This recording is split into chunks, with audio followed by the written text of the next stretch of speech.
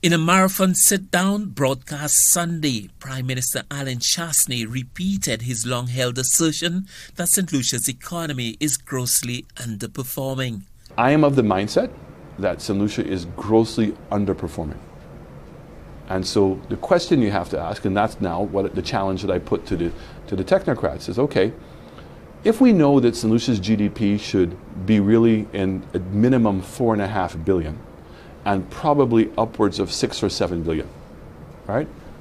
What would we have to do? What is preventing St. Lucia from doing that? What's the constraints? But the first thing you must do is, what are the sectors that you know that can produce the output per acre to be able to generate that kind of economic activity? So we know hotel industry, we know manufacturing, we know agriculture, we know offshore financial services, and there are obviously some new markets that are coming in. The orange economy, I think, grossly underestimated, and certainly how you measure it is also going to be very interesting.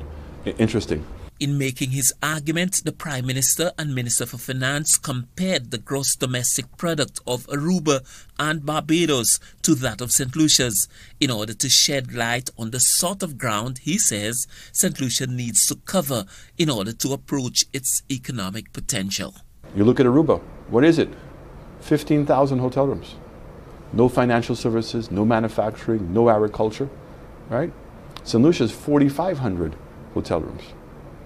So you have to ask yourself the question, okay, St. Lucia has agriculture, it has manufacturing, it has a financial service sector.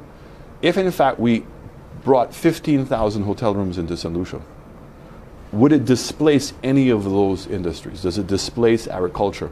Does it displace manufacturing? Does it displace offshore financial services? In fact, we see it doesn't.